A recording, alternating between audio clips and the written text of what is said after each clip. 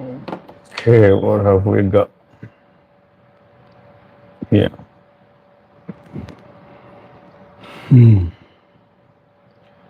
What have we got?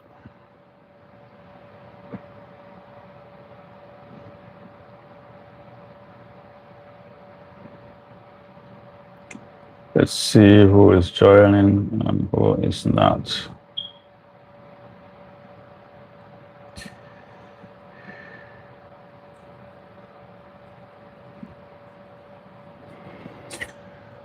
Who is joining and welcome.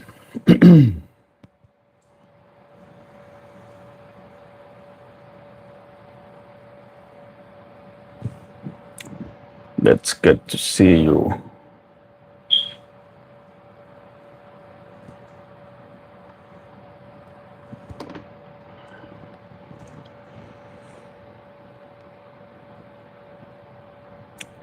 Okay, what have we got today?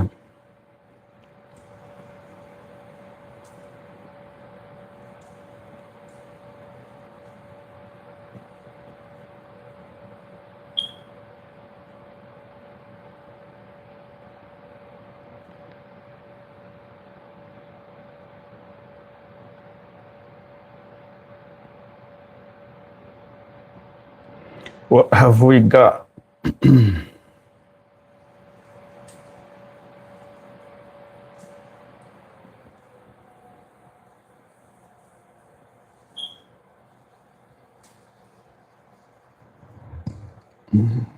Let's check this to see what we got. See, how does it sound?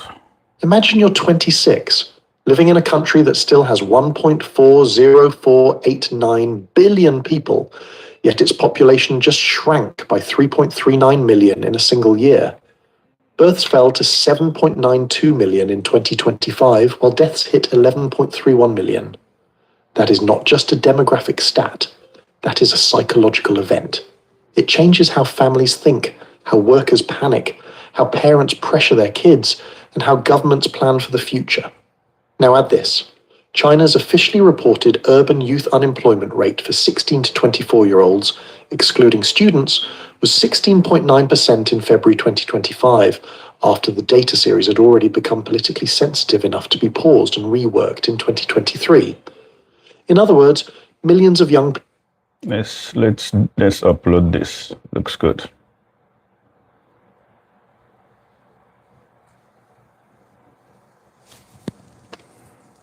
Let's see what's good.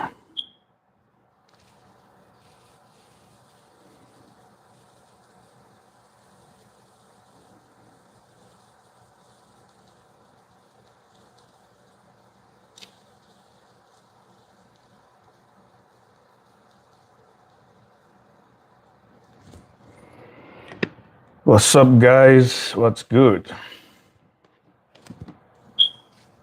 Welcome to the stream.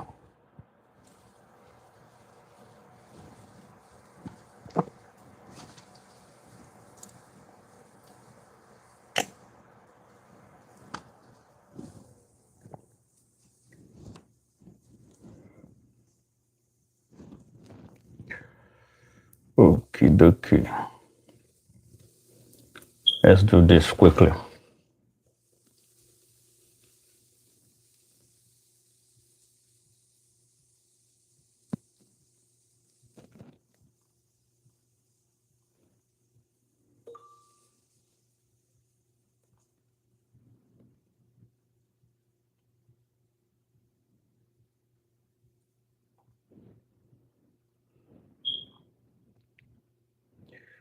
So what's going on? What am I doing? Maybe I should be sharing my screen after this. Anyway, after this test.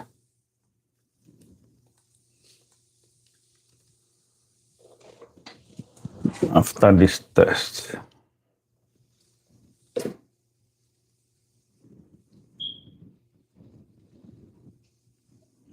After this test, I'm just thinking, by the way, how is the lighting for this? Is it good enough? Or should I fix something? Is the lighting good enough? Not sure.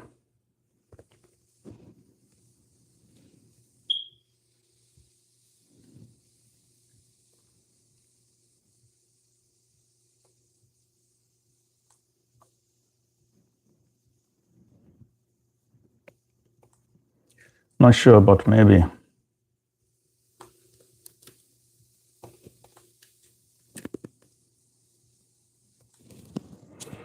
Maybe. What's going on?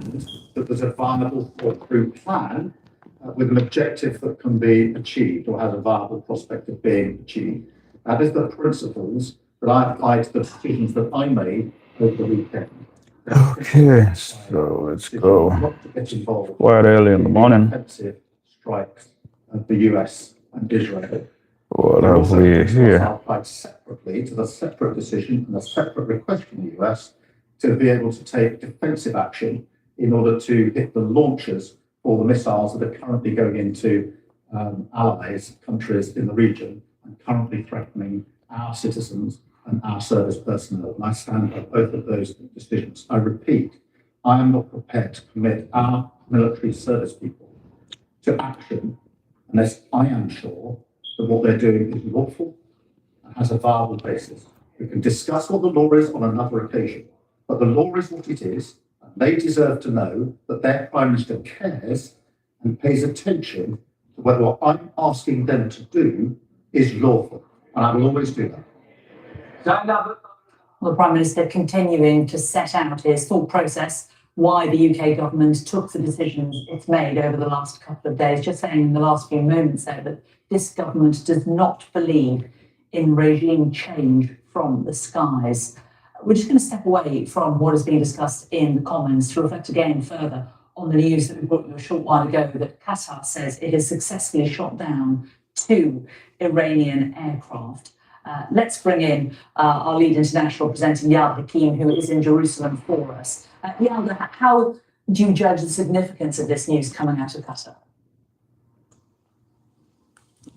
Jane, thank you so much and welcome back to our live and continuous coverage of the developments here in the Middle East. And Jane, as you just said, the Qataris say that they've shot down 2 Russian-made jets coming into their airspace from Iran. This is a major development. Now, I spoke to the Iranian ambassador to the UK yesterday. He described relations with these Gulf states, especially a state like Qatar, as cordial, important. They see them as partners and allies.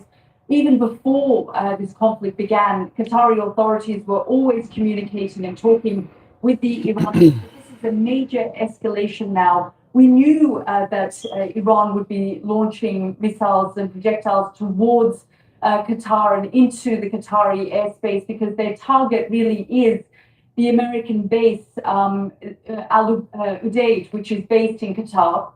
And of course, US Central Command is based there as well.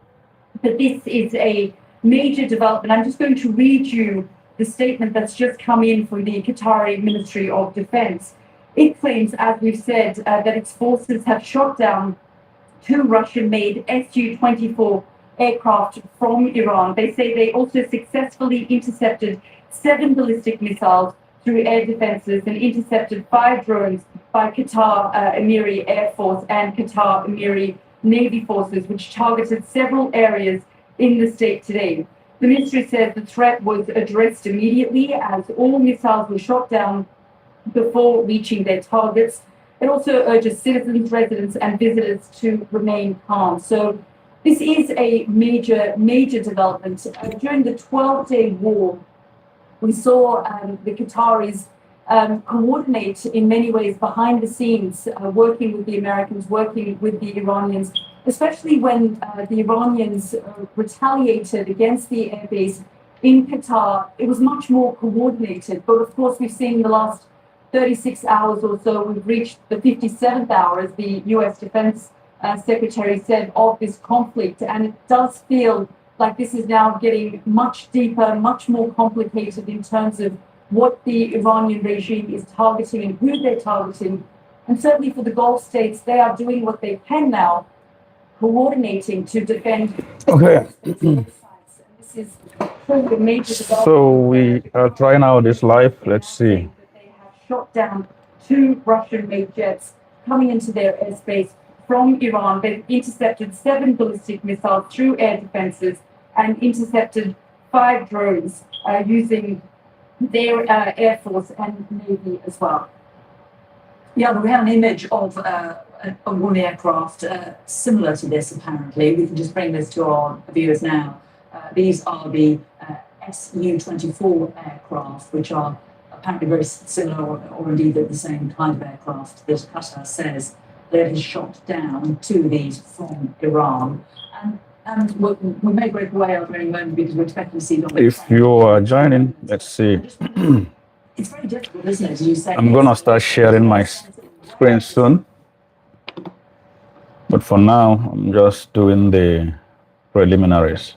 So after that, we jump into screen sharing, okay?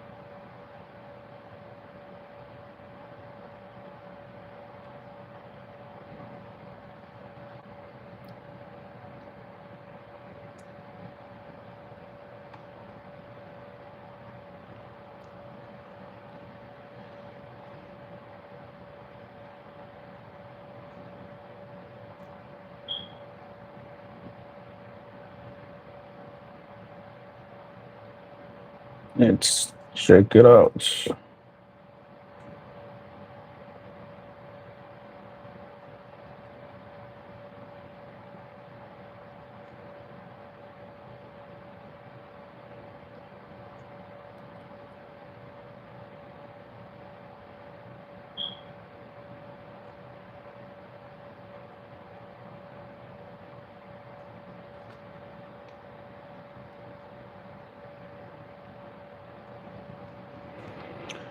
Let's check it out and see what's going on.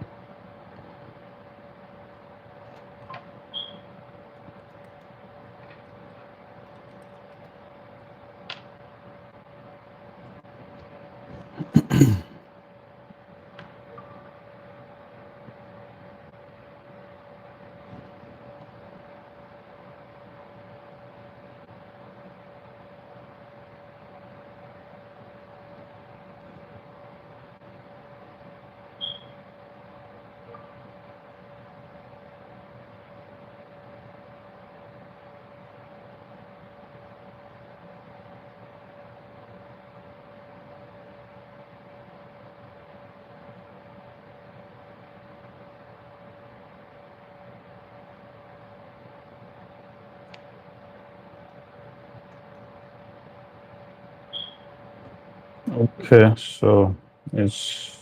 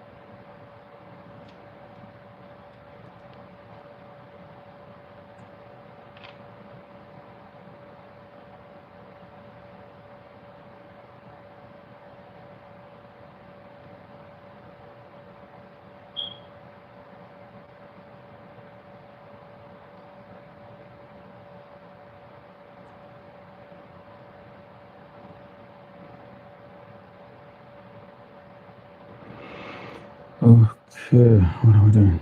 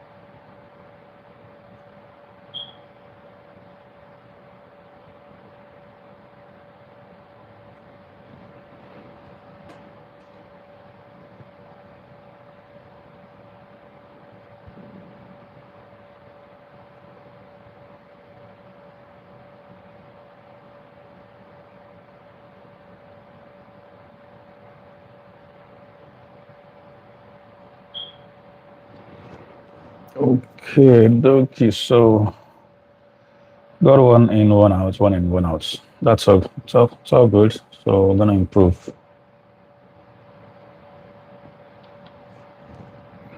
One in, one out.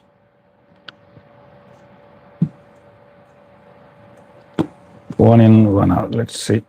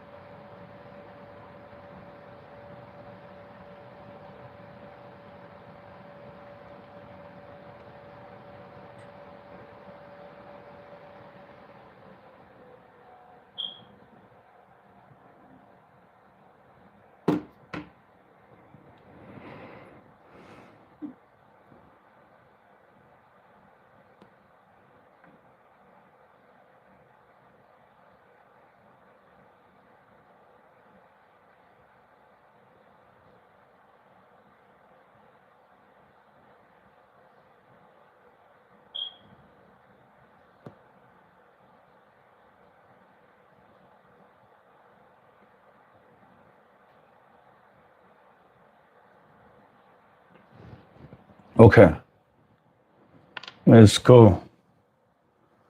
Welcome, chats. Add a sticker. Scary movie marathon. What does that mean? Let's see.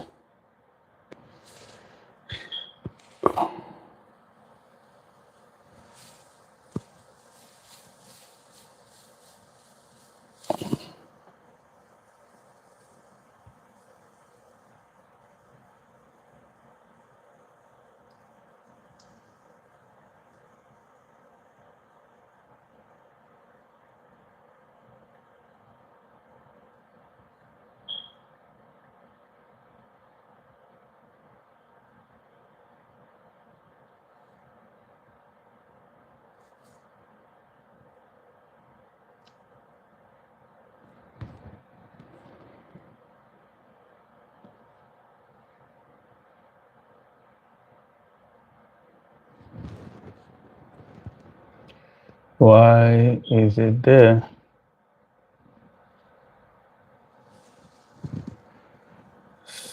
Start.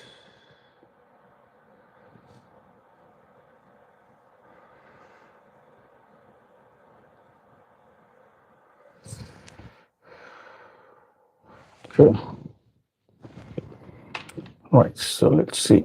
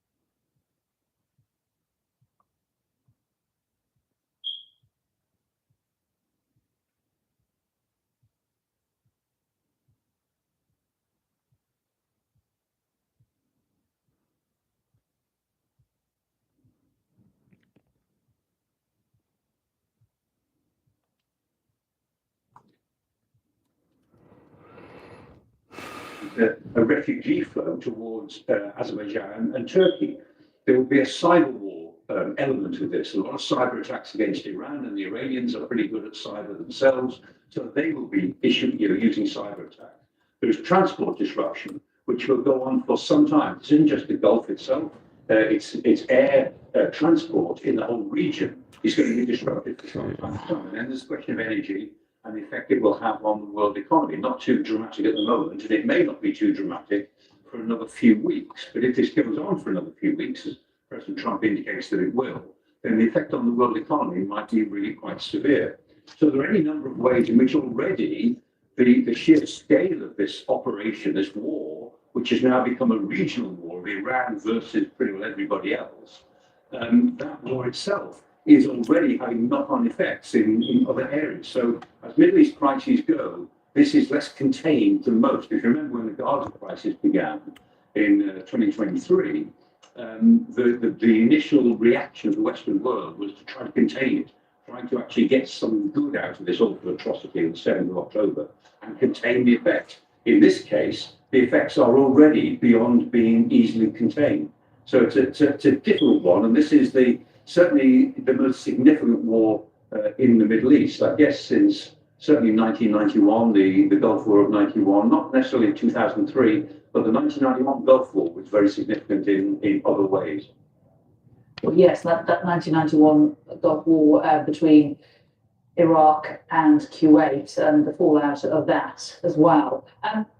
Michael, let's turn our attention to what happens inside Iran now. President Trump has basically said to the Iranian people, rise up now, now is your chance. But realistically, what hope of that inside the country? Yeah, I mean, what does he expect to happen? He said to the people in the IRGC, the Republican Guard, the Revolutionary Guard, said, lay down your weapons. Well, lay them down to whom? He said, you will be given complete immunity. Who will give you complete immunity? You, Mr. President, you're going to give them immunity? You're going to do something about it? Of course not. It's just ridiculous. And so, I mean, what we've got here is that, as people have been saying, this is an attempt at destroying the government of Iran, which may be an aim that a lot of people would agree with, but destroying the government of Iran from the air, remotely. Now, the point is, any government that is destroyed ultimately needs, famously, boots on the ground. Sometime or other, somebody, some boots on the ground, some real people have got to walk into government buildings. They've got to take over the policing. They've got to actually create some sort of alternative structure. And that's the infantry. Usually in a war, there is preparation, battles are fought, and then at some point, when one side is defeated, the infantry walk in, boots on the ground, and they do the job. In this case, President Trump seems to expect that the infantry are going to be the people of Iran, but somehow they're going to turn out against about 500,000 of the IRGC and the Bajis, the militia, who have guns, and they're going to turn out and either take the guns off them or not be shot by them, and that they, the people of Iran, will walk into the government buildings. Well, that's not possible at the moment. We'll see how far they get with that. But it's completely unrealistic. I mean, President Trump's war ends, in one sense, in his video on Saturday, in one sense, he was making it very clear that we are now going for broke. We're going to take down the Iranian Revolution. In that respect, that was clear. But as the speech got towards the end, it became all very muddled. So how are you going to do it? Only from the air. The only near comparison of this is Libya in 2011. And so the Western powers acted to prevent massacres in Benghazi in particular. And then they were drawn into, well, right, we prevented some massacres, now what are we going to do? Well, we're going to try and put enough pressure on Gaddafi to remove it. And it took 10 months, and they did. But remember, even that was done because there was a fighting force in opposition with guns and weapons who were prepared to move against the government. And it became, we took sides in effectively a civil war. And that then civil war turned into complete chaos in Libya. So even Libya had some people, some boots on the ground, who were prepared to walk into government buildings when Gaddafi fell. In this case, if the Iranian Revolution collapses, we don't have an alternative force with any organization or any structure or any obvious leadership to take over. Michael, thanks very much for now. We're just going to break away from this for a moment. It's just been a bit of breaking news, which is important to you up there in Scotland. We were this earlier that something was going on in the Calder area, and a man was seen armed with knives. Well, we can now tell you that a man has been arrested in connection with the disturbance in the Calder Gardens area of Edinburgh. It happened this morning, just after 8:30, and police, including firearms officers, attended. It's not been treated as terror-related. 2 people were injured. and taken to the Edinburgh Royal Infirmary, non-life-threatening injuries, a man with injuries consistent with being stabbed, and a woman with a laceration to the head. The police are saying they'd like to thank the public for their assistance and patience. He wanted to reassure the public there was no ongoing wider risk. A man arrested in connection with disturbance in the Calder Gardens area of Edinburgh this morning. Well, the ongoing uncertainty in the Middle East is beginning to push up the price of oil, with some economists warning it could reach $100 a barrel, and wars having even greater impact on the price of wholesale gas. Saudi Arabia shut its biggest domestic oil refinery after a growing strike. That produces 50,000 barrels a day and serves as a key export terminal for Saudi's crude oil. Our economist and data editor Ed Conway has the latest. Oil is incredibly important. It's important, for mobility, for getting around. But when it comes to heating your home, or indeed, powering the national grid, which are incredibly important things, we are here in the UK and many other countries around the world are very reliant on natural gas. And it's not just oil that the Gulf produces so much of, it's also natural gas. And as you can see, that is the price of natural gas in the UK. So that's pence per therm. And you can see it has shot up very sharply. It's kind of up over 50% or so, over the course of the last 24 hours or so. So we've rarely seen quite such a big increase as that. Although worth just saying, Okay. that charts the past year. Ladies and gentlemen, So towards the period when obviously probably time to start sharing. So be assured that it isn't quite as dramatic as what we saw there. But even so, what we're seeing in terms of gas prices is very stark. And the reason this is happening is that just recently, an enormous increase just in gas over the last 24 hours, or probably just the last kind of 2-3 hours, because that was triggered by the announcement from Qatar that they were shutting down liquefied natural gas production in Ras Laffan, the big terminal at the heart of the Gulf, actually the single biggest liquefied natural gas terminal in the world. And actually, you can kind of even take a step back and just look at all of the different places that we get energy from, whether it's energy from nuclear power, it's energy from oil, whether it's energy from renewables, or indeed energy from gas. What Qatar provides is access to the single biggest store of energy anywhere in the world. Okay. And they just announced that they're shutting down, at least temporarily, they're shutting down liquefied natural gas production there.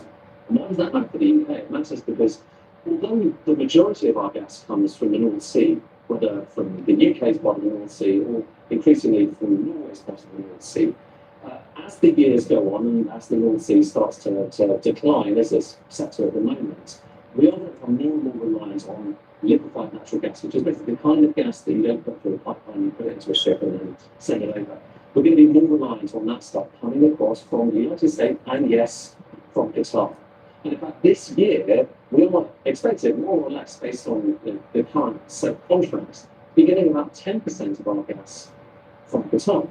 And so the fact that they are no longer actually producing that gas right now, and as I say, this is a temporary eventuality, and they said that it's primarily because they are under attack there. You've got Iranian drones trying to attack the Ras Laffan field, and at the same time, you have Iranian drones that are trying to attack Saudi oil terminals and elsewhere in the Gulf as well.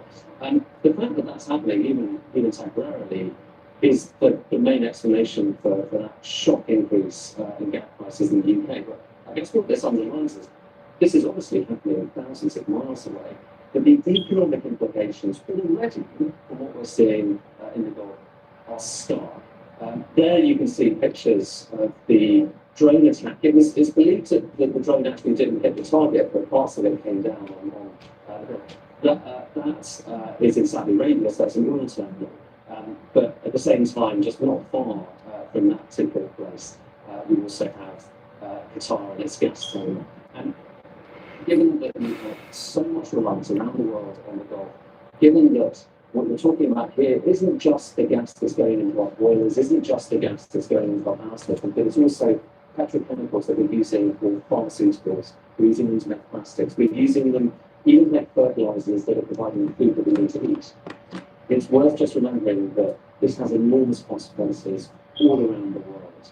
And we're only just beginning to see those consequences, because right now we're still in the midst of these attacks, and right now we're still trying to work out what the connotations are. Okay, so let's go. So it is, I think once we get to 1 hour, if you think then prices in Europe, we should be able to if you're seeing those prices go up right now, that implies that exit. there's a wholesale prices set to get further to our goals. But if they stay high, then that potentially means higher prices, utility bills in the future. But like I say, it's early days and no one knows how long this is going to go on for, how deep the impacts are going to be. Just showing you these images. This is the night sky over Tel Aviv in Israel. Showing you this because in the last few moments, Iran Revolutionary Guard says another wave of attacks have been launched. Iranian media are saying that new missiles are being used. We've seen a number of missiles that have got through into Israel. We're also hearing in the last few minutes that Israeli military says it has struck another senior Hezbollah militant in Beirut. They did say that they had struck one overnight as well. We saw an enormous explosion in the southern suburbs of Beirut in Lebanon. Just a little bit earlier on this afternoon, Israel's military is now saying it has struck another senior Hezbollah militant in Beirut. Well, let's return to our military analyst, Professor Michael Clark. Michael, we're thinking about what's happening in Israel, in Beirut, with Hezbollah. What are the implications for what's happened over the weekend for Iran's proxies, those organizations that it supports, the thorn in the side of so many different organizations, Hezbollah, Hamas, the Houthis, Iran? Yes, I mean, the Israelis last week made it very clear that they said they said to the government of Lebanon, if Hezbollah launches attacks on us as a result of anything that happens, we will come up to you. We're not just Hezbollah. We'll come up to you. We'll come up to Beirut, is what they said, and it was a sort of clear threat that they would, react very strongly, and maybe hoping that Hezbollah would be somehow deterred from that. But I'm sure they knew it wouldn't actually work that way. And I think there's an element that the Israelis may even welcome this because they undoubtedly are taking this opportunity again to hit out at all of their enemies at once. So they welcome the opportunity to hit at Hezbollah again because they say that the agreement that they came to over a year ago now has not been honoured. Hezbollah did not stay out of the territory south of the Litani River. They filtered back in as they always do. We will deal with them, and we'll deal with the Lebanese government if necessary as well. They haven't started attacks against Yemen yet, against the Houthis, but I suspect that they will. I mean, in general, Israel has a different agenda than the United States in this case. The Israeli agenda is to get back at its enemies and get on with the project of a greater Israel, which is something that's been developing in Israeli thinking since the atrocities of the 7th of October 2023. So, Israel absorbed the dreadful hurt of that atrocity. Okay, so we have to end here. Thank you guys, and I will definitely catch you guys in the next one. So this is just a test. So we carry through, we move. Because he was responsible for all the security lapses that Israel had suffered from, and every previous leader who'd been in that position didn't last very long. But there he is, he's still there, and he's converted that